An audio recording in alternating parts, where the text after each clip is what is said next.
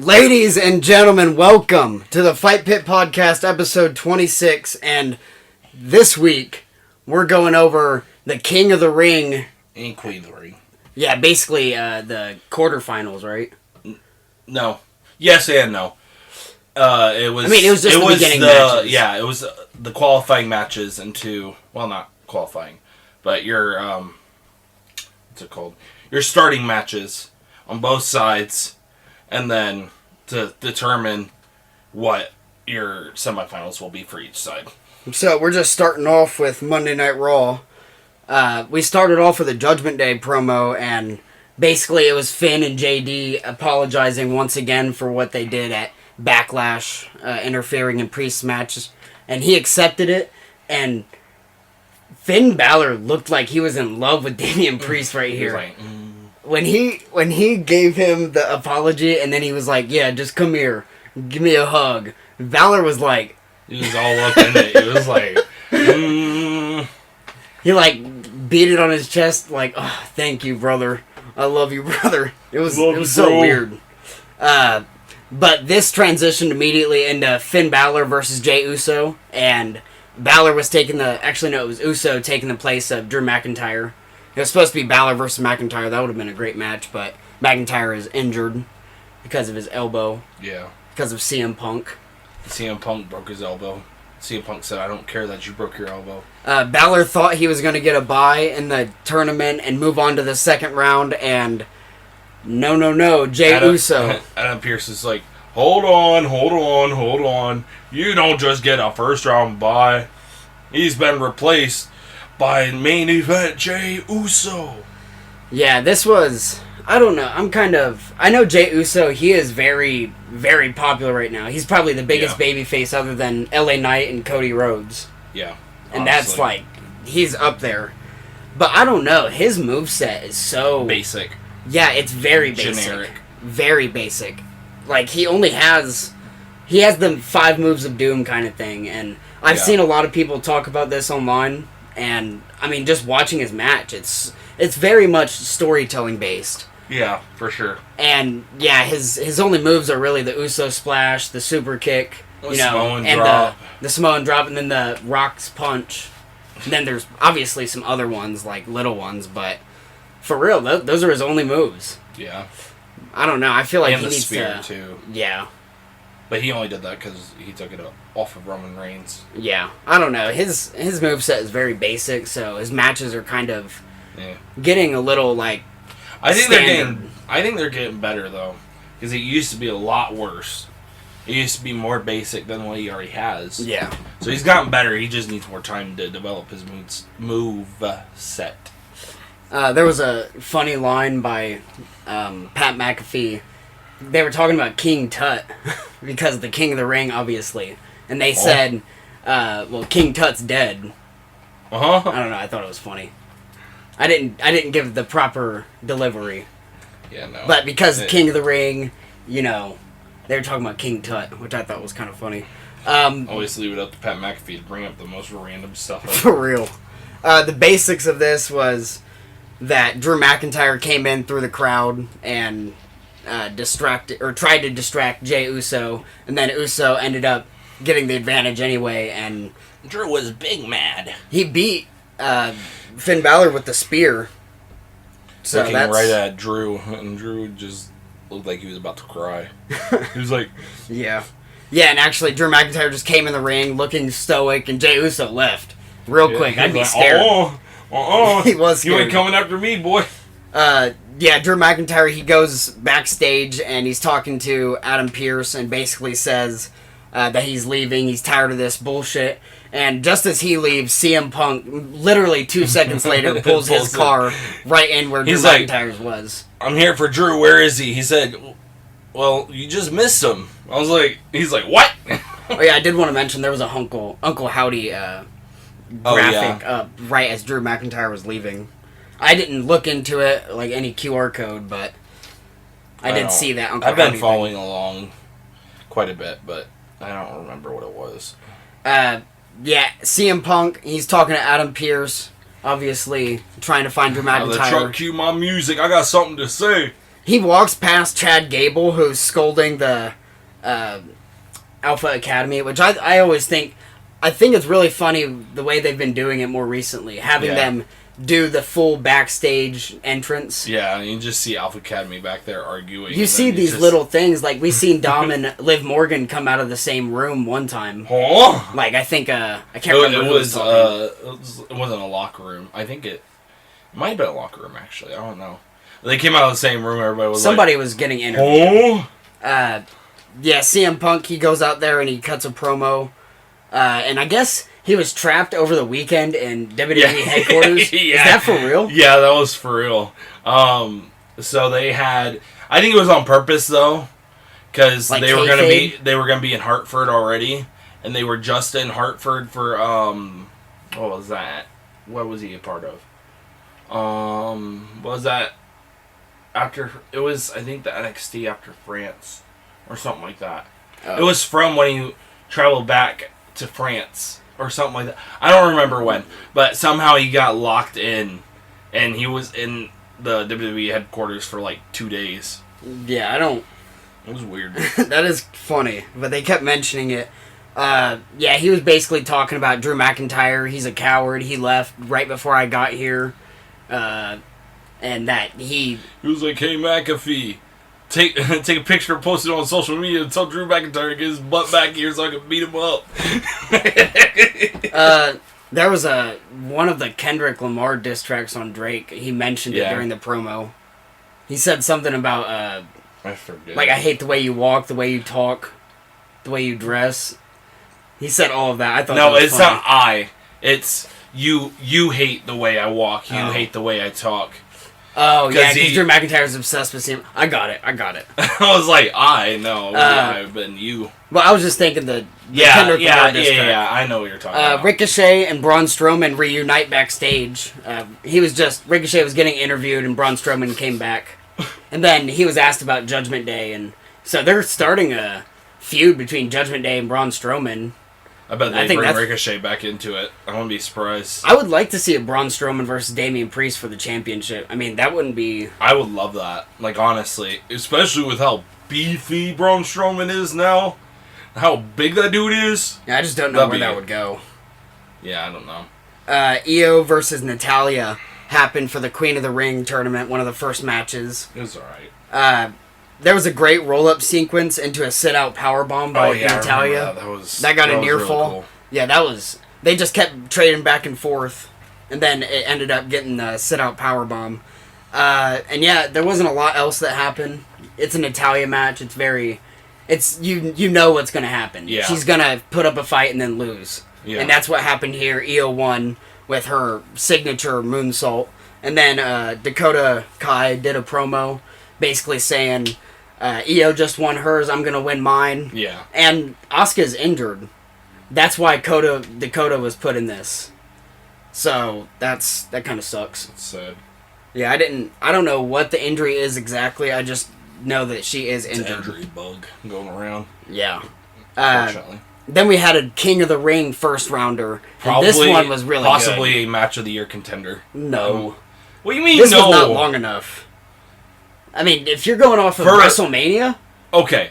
Yeah, this was not match of the year. It was Ilya Dragunov versus Ricochet. It was really good. A match of the year for a normal televised Raw. For a televised Raw, I would say it's match of the year.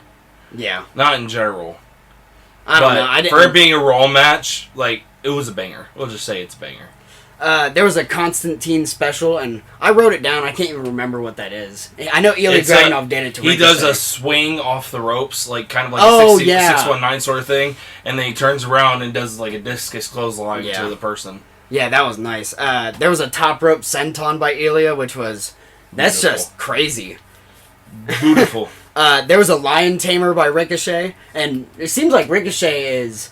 The new Chris Jericho. I mean, he does Chris Jericho's moves like Chris Jericho did in the 90s. He's the new cruiserweight Chris Jericho.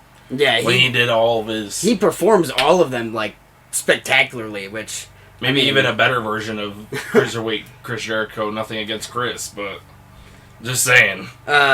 We had a Poison Rana by Ricochet, which that's always awesome to see. And then Ilya was able to catch him with an H-bomb, and he didn't go for a cover or anything. He went for the Torpedo Moscow, and then caught in the Codebreaker, or the recoil, Chris Jericho's move. That was awesome. Yeah, that was. And then eventually Ilya was able to get control, and then he hit another H-bomb and got the win. And then they shook hands afterwards, and it was a good match. That H-bomb was nasty to end it. Yeah, it was. It was a good match. Classic face versus face. I'm pretty sure this is exactly how it's supposed to go. Just very competitive, and then a handshake afterwards. Can't wait for that. Pretty cool. Can't wait for that Raw final of Gunther versus Ilya. Yeah. I really hope that happens. Unfortunately, it's not in the finals. I would like in the final of the King of the Ring. It would be a semi-final. That would be, oh my goodness, in Saudi Arabia. Yeah. Oh my goodness, that would be crazy. But hopefully we get that for semi-final. After that, we got another Queen of the Ring tournament match, and that was Zoe Stark versus Ivy Nile. The crowd was completely, pretty much quiet for this. Yeah. Zoe Stark in general, like she doesn't really have a character, I guess. She has a great moveset. She has everything but a character. She's a great wrestler. She just doesn't really have a character. This is Zoe Stark, and that's it. Yeah. I feel like that's always been the way. Like, she's pretty good on the mic, and she has a great moveset. It's just, like, who is she? Yeah. I mean, obviously, like you said. And Ivy Nile, she's just now coming up, so it's the same exact thing. Yeah, I would say same exact thing, but Zoe Stark probably has her up on the mic work, I would say. But they don't really put Ivy Nile on the mic, though. There was a bulldog from the top rope by Ivy Nile, and I actually didn't know that her nickname was the Pitbull. Was she from Diamond Mine?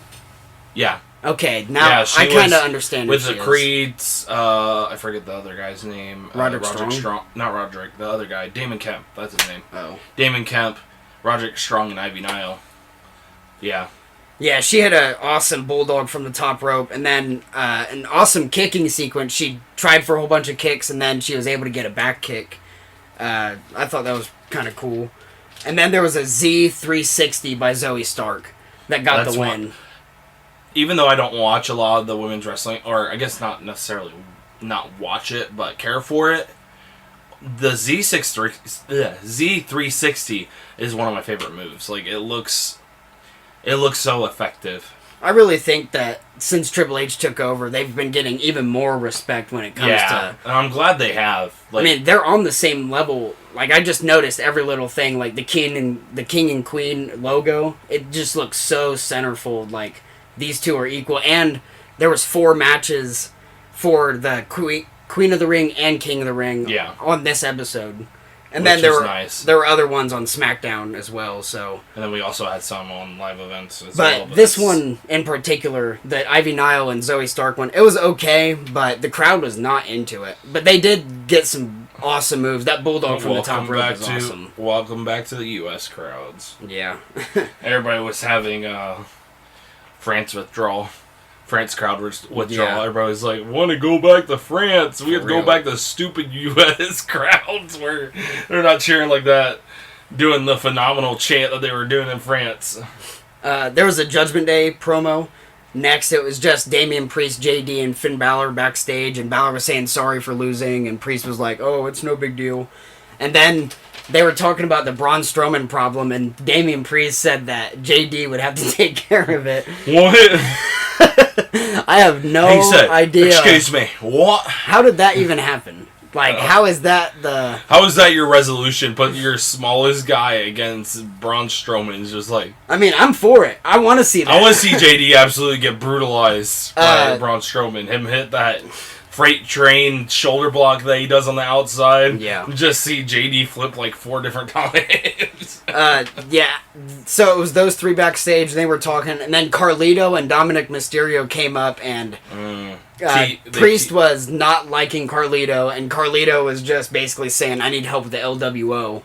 Because obviously he got drafted with the LWO to Monday Night Raw. So he was just asking, I'll scratch your back, you scratch my back. Yeah. But, I mean... Teasing Judgment Day.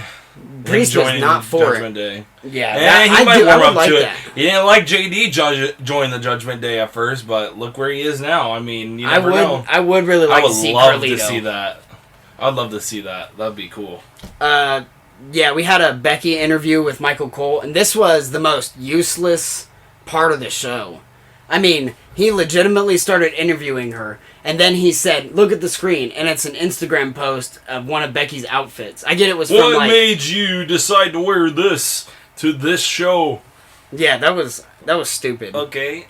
And who cares about the hat? No, nobody cares. And Becky. When Liv Morgan came out, I was so agreeing with her. She was like, blah, blah, blah. I was thinking the same exact thing. Like, shut up.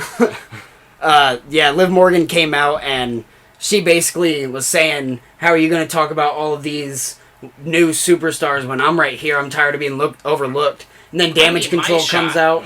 Yeah, for real. I'm excited to see Liv versus Becky. Liv's going to win that title eventually. Yeah, eventually. Damage Control came out and basically they were going to attack Liv and Becky. Liv rolled out of the ring and then they started attacking Becky. And then I was kind of hoping somebody would come out and help them. And then when she rolled out, I'm like, oh no. Dakota Kai's opponent for the night, Lyra Valkyria. Valkyria. Yeah. Okay. She made the save, and then that transitioned to Kota versus Lyra. And then there was an awesome curb stomp by Dakota during this match. Did you see it? Oh, yeah. She rebounded herself off the ropes and just... Bam! Yeah, basically Lyra was like over top of the middle rope. And you thought Seth Rollins' stomp was effective. Oh my goodness. Yeah, this was an awesome match. The crowd was for it. I loved it. I mean, Lyra Valkyria has a future. There was her finisher is the Nightwing, which is basically like a driver into the mat. This was it for real. I gotta say, even though I liked the match, this was so weak. It looked so like she held her a little bit too long. Something happened to where there was no noise when she fell. Oh, and yeah. I don't know. It just looked weak. But either way, that got the win. Yeah. And yeah, now we see Lyra Valkyria. Yeah. I don't know why that's so hard for me to say. Cause and I don't watch NXT. Lyra Valkyria. But yeah, she won the match, and that was a good showcase for Lyra. Oh yeah, for sure. And then the main event, which was another King of the Ring first rounder, and this was the main event. Like, oh my goodness, they were hyping it up the entire night, and I was very excited to see it. Gunther versus Sheamus, the rematch. I mean, how many matches have they had at this point? 3 one-on-one matches. Yeah, and this is the third one. Yeah, okay. One at Clash at the Castle, a random SmackDown title match, and then this King of the Ring qualifier. They immediately started with a chopping contest, of course. Anytime you have big men slapping big man meat, you always gotta have a slapping or a chopping contest. There was a backdrop on the apron on Gunther. Oh. It was like, oh my god, he like spine first into the apron. Match, but Gunther worked on the knee of Sheamus for the rest of the match, and then there was a powerbomb near fall by Gunther. Celtic cross near fall by Sheamus, and then a brogue kick near fall, which I was surprised. And throughout the match, he was working on Sheamus's knee, and he put him in the half crab. He did it earlier in the match, but Sheamus got out of it pretty quickly, and he put him in it later in the match, and it was probably in for like a minute, and Sheamus, he tapped out, and Gunther becomes King of the Ring, probably. I mean, I don't see anybody beating him. Other than Ilya. Ilya is literally I don't see Ilya beating him. I'm not saying I see him beating him either, but I'm saying the only one I see having any chance of beating him is probably Ilya. But I don't even see that. But I'm very happy about this tournament because we haven't had a good wrestling tournament since, the past couple of years, like King of the Ring, but those were not as big of a deal as they are in this right now. I don't think we had one last year. No, I don't think there was. I think they just brought it back this year. I think it was planned, and then it didn't happen. The other matches that we didn't cover that I wasn't able to watch is Bronson Reed versus Chad Gable, which I'm very sad that I missed that. And then our R-Truth promo. Yeah, it was an R-Truth promo with Adam Pearce and the Miz ended up coming later, but R-Truth was being goofy and was like, I have an idea for our next title defense, and Adam Pearce is like, okay, hit me with it. And you just see the UConn basketball coach come out. I thought it would be like something cool, like the UConn basketball coach like came up with an idea, and then R-Truth's like, we can face the UConn men's basketball team. I'm like, of course. Yeah. But yeah, it was just a goofy little segment. So we're moving on to SmackDown. I mean, I really liked Raw. It was a good show. And the King of the Ring, obviously, it's going to bring us great matches. For obviously, It already has with, like, so far 8 men's and 8 women's. But we haven't seen a couple of them because they were on live events and not actually SmackDown or Raw. But we started SmackDown off with Nick Aldis being out in the ring, and he announces Cody Rhodes, or introduces Cody Rhodes. And then he says to him, this is your new opponent, your next opponent, and it's freaking Logan Paul. Yo! I'm like, why? I like the idea of it because like Logan Paul's one of the top heels, Cody Rhodes is one of the top faces. It's a perfect face-off. I thought it was stupid because they're partners in Prime. It just didn't make sense. I don't know. I don't know. You'll see. It doesn't make any more sense later on, too. I think this is one of the cases where I just have to be like, okay, look at it without any predetermined, Yeah. I just need to watch it and see what happens. It's... My first point is that Logan Paul's the U.S. champion. You kind of want more people to have opportunity. So you're going to have WWE champion versus U.S. champion. It takes opportunity from 2 other people. But then again, this is a big match. Yeah. And we could see something similar with Seth Rollins from 2015 when he won the WWE and United States Championship. I honestly don't see it happening. I don't see it happening either. I see a DQ or like a no contest or something like that. I hope that doesn't happen. But, okay, let's just say that one of them has to win. I don't want either one of them to win. I don't want Logan Paul to lose the title because what's Cody Rhodes going to do with it? Relinquish it? What he should do. Cody Rhodes should win both titles and then just be like, yo, LA Knight, I know you deserve this. Here you go. I wanted to just give him the title. Yeah. So LA Knight can finally have his first title ring without having to deal with Logan Paul. Cody Rhodes said, I feel like when people stand across from you, their first thought is, what a dumbass. There was an AJ Styles promo, and he was basically saying, I should be facing Logan Paul at the King of the Ring. Come on, that's not a big... No. Nobody wants to see that. Nobody wants to fight Logan Paul. Logan Paul wants to fight people, but nobody wants to fight Logan Paul. There was a Queen of the Ring match next, and this was Naomi versus Nia Jax, which I wasn't excited about at first. And then I was actually watching it, and this was a great match. Yeah, I was about to say, it ended up being a really good match. And I'm not a big fan of Nia at all, but I was happy she won. Like, she put on a great showing, and, like, I don't know, she's just so legitimate. Yeah. I do like her, but I just hope that she doesn't injure anybody. Yeah. Yeah, there was a my hole spot, but she didn't say it. She tried to go for that like bonsai drop, and she basically leg dropped herself onto the canvas. And I was really expecting her to say my hole. That's the highlight of 2021. That's so weird. Naomi has Nia Jax on the top rope, and I thought Nia was going to push her off, and then Naomi hits her with the Hurricane Rana from the top rope on Nia Jax. I don't think I've ever seen Nia take a spot like that. Yeah, and then there was a Annihilator, which was the bonsai drop by Nia Jax for the win. There were some other spots, but it's I don't know. It was a good match. Trust me, you just got to go watch it. But I do like that Nia won. There was a Baron Corbin and Carmelo Hayes promo next. Apparently, Bobby Lashley got injured while training, and it was supposed to be Carmelo versus Bobby, but Baron Corbin took the place of Bobby Lashley. Or actually, no, Lashley got injured, and he was supposed to fight. Who was it? Tama Tonga. Yeah, I was about to say. No, never Baron mind. Corbin was already in it. Yeah, I didn't They had mentioned it during the promo. Yeah. I got a little confused. No, you're right. Yeah, Corbin versus Hayes for the King of the Ring.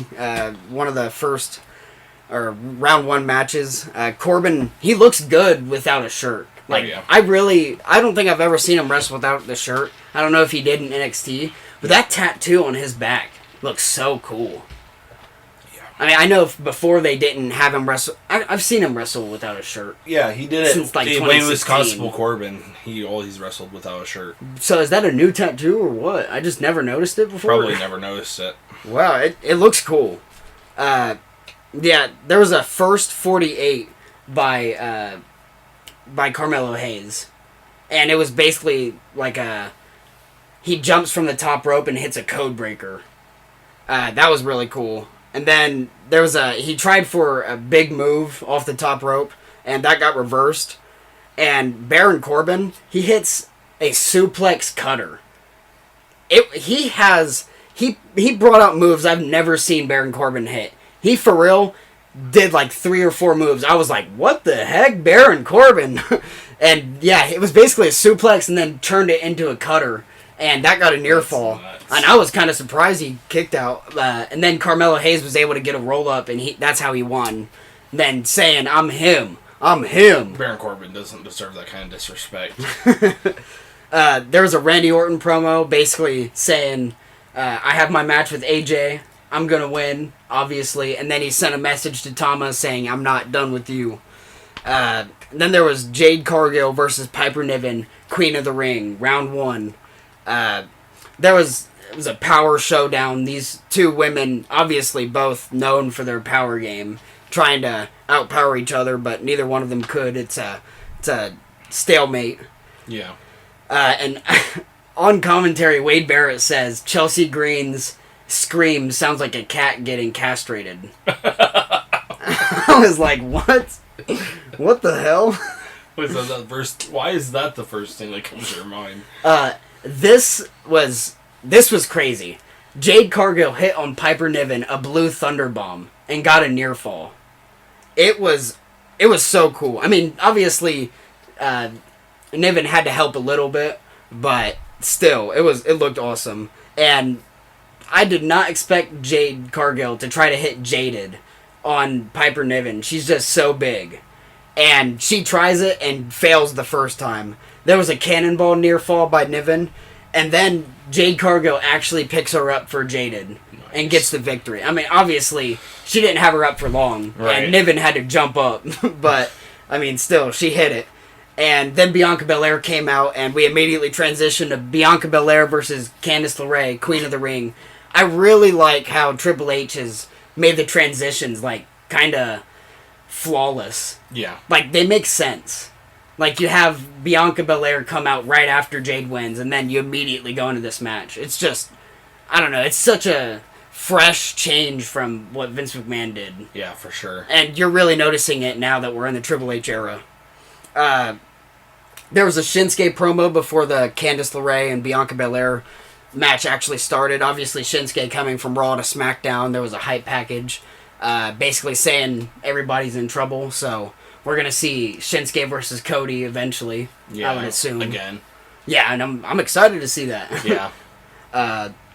Indy trips Belair, like the match starts, Indy trips Belair while she's on the apron, and that basically creates a weakness in the knee for Belair, and LeRae attacks that knee for the rest of the match. And yeah, it doesn't last long, maybe 10 minutes, and Bianca Belair is able to get the KOD for the victory. Yeah, and we transition backstage. Solo Sikoa and Tama Tonga and Tonga Loa, they're all out. They're all in the Bloodline locker room, and Paul Heyman asks for a moment of Solo's time, and Solo's basically questioning him, like, are you my wise man? And Paul Heyman's really saying, I'm Roman Reigns' wise man, I'm Roman Reigns' wise man. And obviously we learned last week that Paul Heyman has not talked to Roman Reigns since he lost at WrestleMania. Or we learned maybe a couple weeks ago, whatever it was. And Solo says, well, I have talked to him, and I'm in control. Roman wants me in control. Of the bloodline until he gets back. Yeah, this is probably the best storytelling in WWE of all time. Like, when it comes to long-term booking. For sure. And it has to come with the change of Triple H. Right. I don't think we would have gotten all the people we've gotten in the bloodline without Triple H, honestly. Yeah. We move on, and obviously, great transition from the Bloodline locker room to Tama Tonga's match for the King of the Ring, round 1. It was supposed to be against Bobby Lashley. Which would have been if it was against Bobby Lashley would have won. Yeah. However, in place of Bobby Lashley is Angelo Dawkins, and you can guess how this went. He got beat. Bloodline interference, and I don't know, I liked how they did it. I wish they would have done Montez, honestly. Because they would have given him more of a... I mean, they both deserve an equal chance to showcase themselves. I feel like Montez is more in a spot to get a solo push, in a way, than Angelo is. But I'm glad Angelo's getting opportunities as well. Right. I'm really ready for Guerrillas of... What is it called again? Guerrillas of Destiny. Okay, Guerrillas of Destiny. I'm ready for them versus Street Profits. That would be a great match. Yeah. Montez takes out Tonga Loa and Solo Sikoa, and then they immediately take out Montez. Tonga Loa keeps a hold of Montez, and Solo hits him with the Samoan Spike, and Angelo's just stuck in the ring during his match watching this, and then Tama Tonga takes advantage and wins the match. Yeah. And then afterwards, Solo Sikoa, he gets in the ring, Solo Spike on Dawkins, and then they stand over top of the Street Profits, which very sad to see. I did want to mention Tama Tonga's music. I liked it. Yeah. It does sound like really generic, like Samoan music. It seems like but fits him. that's the point, right? Yeah. It kind of seems like Haku-esque kind of music mixed with the new flair of, like, I don't know, hip hop or whatever it may be. The new flair of Def Rebel. Yeah. Oh my god. I guess, yeah. That little spice that Def Rebel likes. Solo did look like a badass when he came out. Suit, and he had like gloves on. I don't know. It looked cool. Like he's not the enforcer anymore. He's the guy calling the shots, and that it really spells that out. Yeah. There was Blair Davenport. There was a hype package for her. There was also a hype package for Andrade that I forgot to mention. But, yeah, I like how they do those hype packages, especially now right after the draft. Yeah, for sure. And we have our main event of SmackDown, which was just phenomenal. Because you have AJ Styles versus Randy Orton, King of the Ring, round 1. That just tells you how crazy this King of the Ring tournament is if you have AJ Styles and Randy in a round 1 scenario. Randy Orton starts the match off. They go on the outside, and he hits 4 different back suplexes. I mean, yeah, there is other moves in between it, and AJ's trying to get advantage. Yeah. No. Back suplex after back suplex by Randy Orton. There's one on the barricade, on the apron, and then 2 on the table. And eventually AJ's able to get control, and he starts attacking Randy Orton's knee. And he keeps trying for the calf crusher, but he's not able to get it at first. And Orton tries for a comeback, but it gets stopped immediately. AJ's going for the phenomenal forearm, and Randy Orton knocks him off. And I love that spot when... I've only seen Randy Orton do it, I think. When Randy goes into the ropes as AJ's on the top rope trying for the phenomenal forearm. Yeah. Maybe I've seen Cena do it, I'm not sure. And eventually AJ's able to get the calf crusher. And that's... Just after working the knee the entire match, great storytelling. It's just obvious storytelling that's awesome. AJ escapes a superplex attempt by Randy Orton and does not escape the vintage DDT. And AJ Styles, he kicks out of the DDT, and he gets Randy Orton with the phenomenal forearm. Full impact. It's done. I for real thought AJ was about to head to the round 1, and he gets a near fall because Randy reaches for the rope. I was surprised. Oh, you think he's gonna pass? Whoop. Nope. And AJ starts going for the Styles Clash. He's picking him up. Obviously, Randy Orton playing possum hits an RKO out of nowhere for the victory. Randy Orton advancing to King of the Ring round 2. And that's wild. Yeah, I love this week of WWE, and I just feel like WWE's WWE's gonna get better. They're on another level now. Yeah, for sure. Like they kind of had a monopoly over wrestling for a while, and then TNA came in, and then Indies came in. Now AEW's in, and WWE just didn't seem like the new product anymore. Right. Now they're just so hot. They're pretty much the top product. I mean, I would say over AEW, they're the top product. 100%. 100%. I mean, the honeymoon phase of AEW is kind of worn off now. Yeah, a lot. Yeah. A lot. Unfortunately, because I used to be all for AEW and how they've just fallen off. And the funny thing is, it's the real fall off has been after they've shown that footage. Yeah. For All In. Let's just have a moment of silence for Edge and Christian Cage, who are never going to have a level of WWE kind of wrestling again. They're just going to end their runs in AEW in front of 500 people. Yeah, we probably won't see that type of level of booking again. I'm glad Edge is champion and that he's hitting the moves that he's hitting in AEW at 50, but come on, man. Come on. I wish he was back in WWE. I understand his reasoning because I looked back and saw what the reasoning was, and it was that they didn't give him more matches than he wanted. They didn't give him the amount of matches that he wanted. Yeah. But, come on, man. Come back. Come back. All right, we will see you guys in the next one. Bye. Bye. Up in it, we tryna get higher.